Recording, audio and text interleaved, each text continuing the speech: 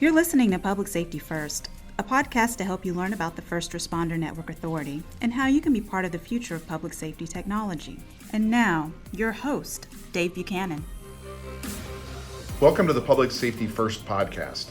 Today we're going to be discussing the recently released FirstNet Authority Roadmap. And I'm delighted today to be joined by my friend and colleague, Jeremy Zollo, the Executive Director of the FirstNet Authority's Enterprise Strategy Division.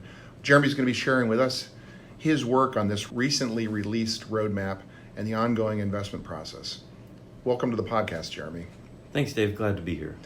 So you and I had an opportunity to work starting in 2014 on the state consultation process and the national consultation process, where we engaged public safety at the federal, state, local, and tribal level to first develop our request for proposal that led to our network partner. You and I worked together to lead the team that then consulted with those same organizations on our state plans that led to network deployment in each of the 56 states and territories. And now you and I are working together on the engagement program on this roadmap, which is really the guideline for our future investment with the network. Let's talk a little bit more about what that roadmap is. What is it, and why did we decide to create a roadmap? Well, as we went through the acquisition process and got the network in place, created that partnership with AT&T, the strategy division started to focus on what was next for FirstNet. After we went through opt-in, through consultation, and all 50 states and 6 territories had signed up for the FirstNet network, we needed to figure out what was life after that, and then how do we find a transparent way to talk to public safety about the network itself. And then on top of that, how are we going to invest in that network over the next 20 plus years? So the roadmap really became a foundational document and a way for us to define the network, define what are the things that we need to focus on with public safety, and then find a way to continue to engage public safety and find out what's important to them about the network. What areas, what needs do they have, what priorities do they see that we should take on as an organization to represent them as we make these investments along the way, hand in hand. So we broke the roadmap into 6 different domains. That way we would have an ability to focus our conversations with public safety on what was important to them, and for us to be transparent on how we define the network. So we'll touch on this, I think, a little bit later, but we broke it into 6 domains: the FirstNet core, coverage and capacity, situational awareness, voice communications, secure information exchange, and user experience. So for me, one of the most exciting aspects of the roadmap work we've done here in 2019 is seeing and watching and understanding first responders' engagement in this discussion. For us at the First Responder Network Authority, the ability to really extract the most important elements from public safety of what they need in the network going forward in these particular areas has been really fruitful and has really brought a lot of energy to the engagements we've had so far. We were in Phoenix earlier this summer for our nationwide roadmap summit. You and I had a chance to participate in that. Share with us a little bit about what you saw there and what we learned from public safety at that summit. Yeah, so the most important thing that I took away from Phoenix was how the dialogue had changed. We were really good as an organization through consultation with understanding a state's needs, understanding the disciplines within those states. But to me, Phoenix really represented a shift to a nationwide focus. You had over 100 participants from all the disciplines represented: police, fire, EMS, the 911 community, emergency management. And they came to talk about a nationwide network as users of the network or future users of the network. And they all rallied around the common goal of how do we make this nationwide network better, and not necessarily how do you do it for each discipline or how you do it for each individual agency.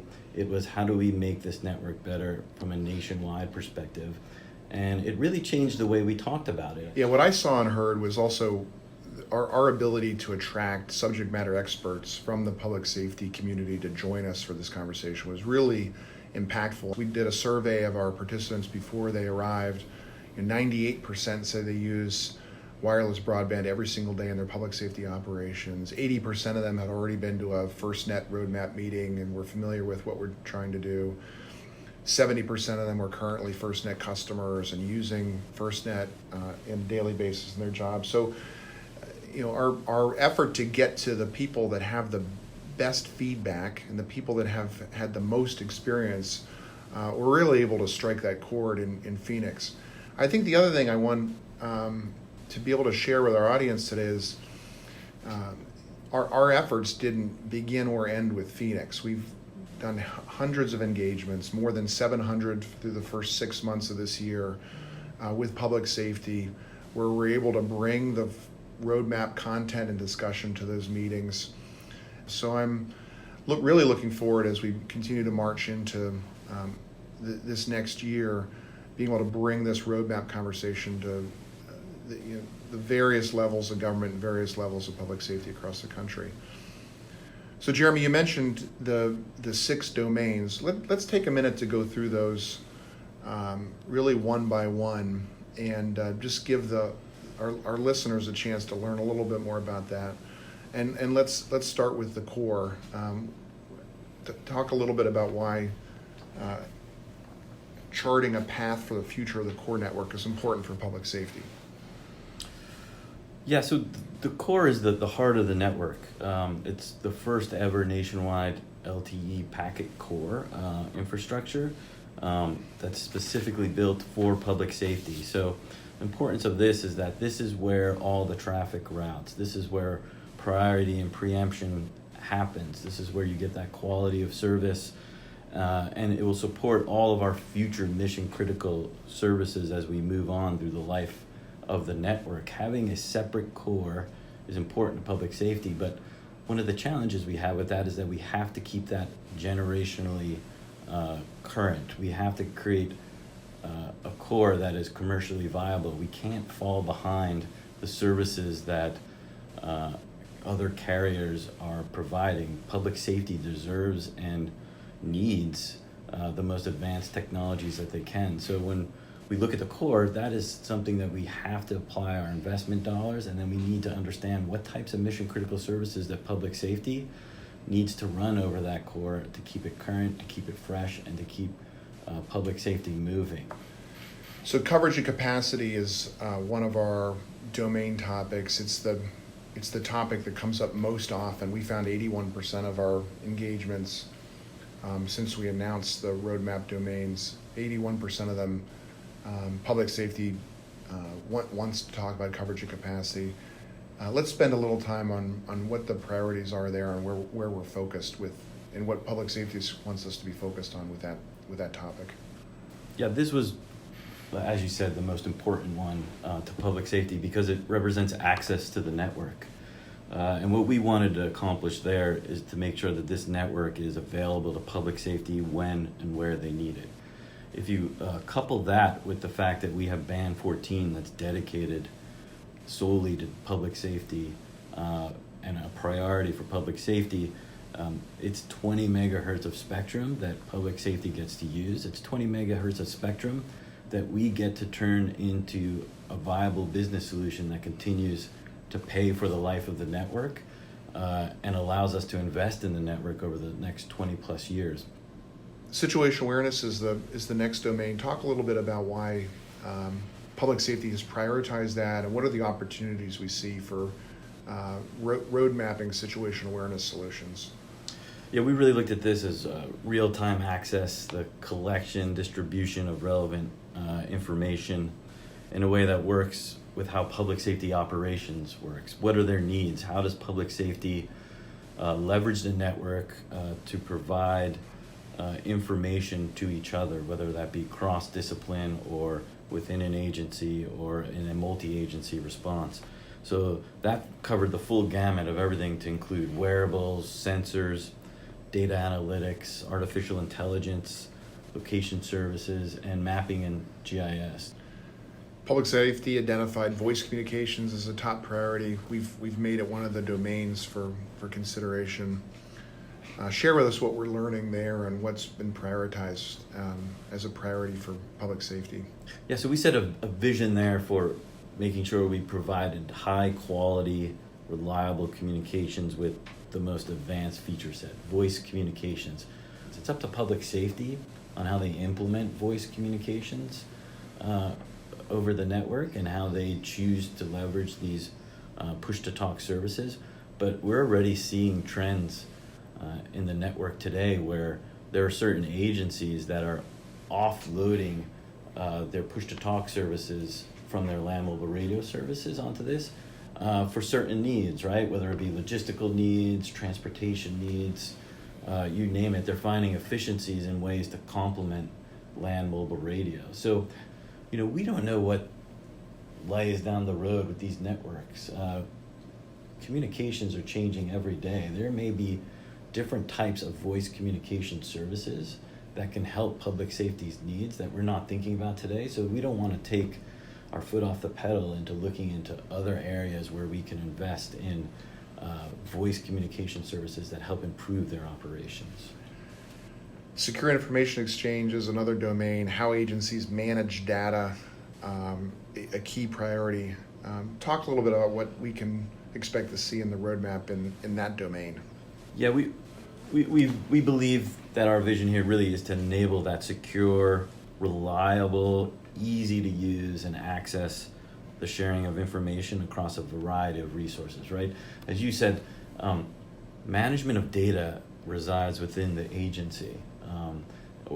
They're responsible for how their data is secured and moves. We're creating the pipe for them to move that information through various platforms and make sure that it's secured and enabled. User experience is the final domain. Share with us what we're learning there, Jeremy, from public safety about their expectations for their user experience on the network. Yeah, this really focuses on establishing a user experience that's driven by public safety operational needs. We've talked about the genesis of this roadmap and why it was important to create it. We've talked about how we've engaged public safety and how we've captured their priorities to develop this roadmap. So in future podcasts, we're going to be able to share with the public safety community how we're going to continue to engage them going forward, not only on the existing roadmap domain areas and those priorities that we want to emphasize, but also additional topics as the network continues to evolve and as users continue to use it in different ways. We want to be available to hear what those priorities are. I think one of the most promising things you mentioned is that we see this as a living and breathing document, something that we're going to continually update and use public safety's feedback to make sure that it's most up to date and best reflects their current trends and drivers inside the network. So I'm looking forward to keeping this conversation going with public safety, and I'm looking forward to continuing to drive their needs into this document, which I think you said it best is really an important element to helping us guide our investment decisions going forward. Our promise to public safety is that as we look ahead to making investments, that their voice would be the most important voice that we would consider when looking at where we should invest those dollars. This roadmap really becomes the vehicle to ensure that that happens, the place where we're going to capture their feedback, where we're going to document their needs.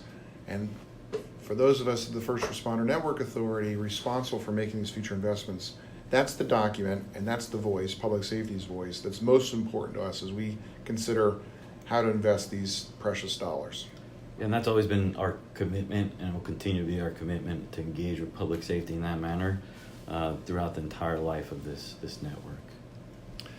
Thank you for joining us today, Jeremy, on the podcast. I look forward to continuing this dialogue with you and with first responders as we continue to look at the roadmap domains, we continue to look at public safety's priorities, and we continue to have conversations in this podcast about where public safety, what their needs are for this network and where they want it to go and what they see as the best opportunities for them to optimize the use of FirstNet to improve their public safety operations.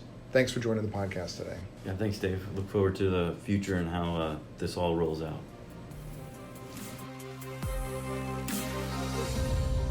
Thanks for listening today. We're excited to have you join our podcast community. Make sure to subscribe on iTunes, SoundCloud, and YouTube. You can learn more about the First Responder Network Authority at firstnet.gov and learn about FirstNet products and services at firstnet.com.